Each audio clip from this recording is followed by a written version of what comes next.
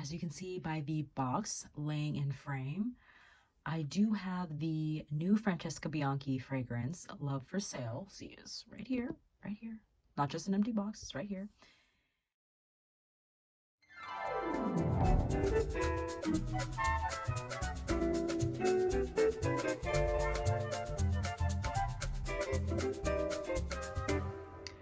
Hello, welcome to my channel.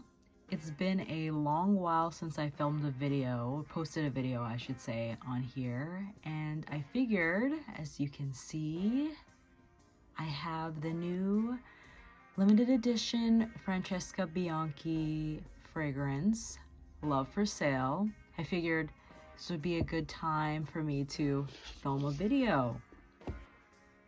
This was a blind buy, and I don't like blind buying. I'm not gonna lie. I'm not one that particularly does it very often, but I figured, being that I like Francesca Bianchi fragrances, they tend to be very leathery and animalic, and I liked how it was described. I figured I would take a risk. And if I didn't like it, that's what I get for blind buying, but thankfully I do like it. I've been wearing this out. I think I got this, I think it arrived in the mail last week. I'm just now getting around to filming a video about it, being that it's almost, at least when I'm filming it, is the day before Valentine's Day. It's February 13th. So I figured, hey, let me, film it because it's related to Valentine's Day, whatever. Okay, I filmed because I wanted to, okay?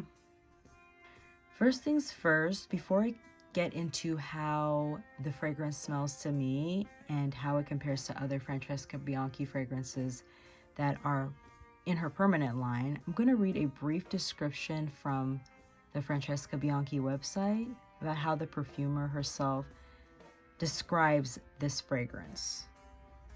And I quote, "I delved into my obsession with leather as the main accord, aiming to maintain its fierce and unforgiving nature while introducing an unexpected transparency. It opens with a thrilling metallic note, sharp as a razor blade, then transitioning into a sweet, peachy rose like sticky candies in the bottom of your leather bag." Okay, very, very, very nice description. The fragrance pyramid, as per, again, the Francesca Bianchi website, is aldehydes and red berries at the top, peach, violet, rose, and iris in the middle, and leather, oak moss, vetiver, heliotropin, cotton candy, and vanilla at the base.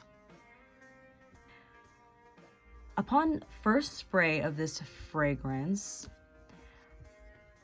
it definitely gave me that leathery feeling that is described, that is promised by the description of this fragrance.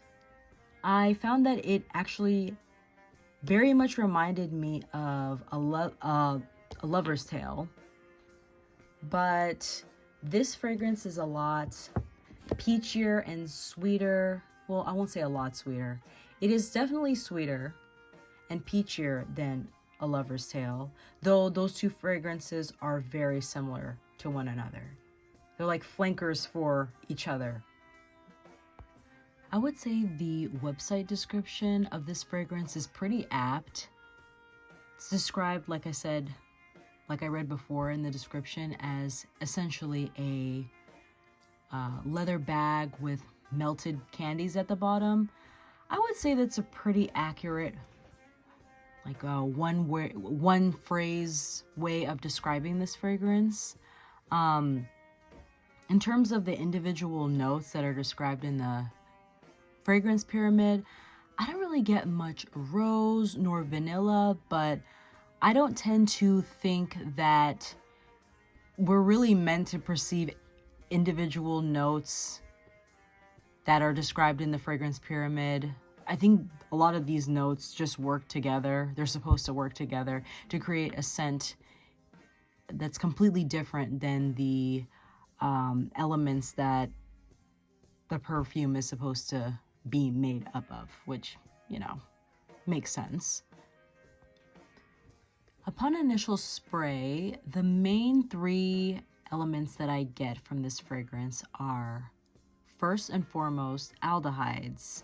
Then I get peach and leather. As this fragrance wears down towards the end of its wear time, I would say on me, it becomes a lot less leathery and a lot more candy, hard candy, peach. A little bit of the sweet candy quality remains, but it's like a faded candy sort of smell. I wouldn't say that the leather, at least on my skin, sticks around till the very end. My skin tends to make fragrances pull a lot sweeter. Even the most acrid smelling fragrances wind up with a little bit of sweetness if I spray directly on my skin. I think this fragrance is quite nice. I'm glad I have it in my collection, but I still prefer the Lover's Tale over this one, only because there's a cooler quality to that fragrance, whereas this one here is a lot brighter, a lot sunnier. I can imagine this one essentially being the spring summer version of the Lover's Tale. The Lover's Tale is much more of a gothic, romantic fragrance for the gothic vampire lovers out there. Just kidding. This one's more for the daywalkers, I suppose. In conclusion, I would consider this a successful blind buy. I'm not one to blind buy. In fact, I try to avoid it as much as I can. I am a chronic sampler, but I am glad that this fragrance worked out. It would suck if it didn't. But if you, again, have the Lover's Tale and you don't have this fragrance, you don't necessarily need to go out and find a bottle of this. If you don't like leather, I think by now, if you come to this point of the video, you're not gonna like this fragrance. However, if you are into leather, this is definitely a tamer, sweeter, milder leather accord than the other offerings in the Francesca Bianchi line. Well, that's all I wanted to say about this fragrance for now. If I come up with anything else, I will make another future video. If you like this video, leave it a like and a comment in the comment section. Consider subscribing and hope to see you again next time. Take care.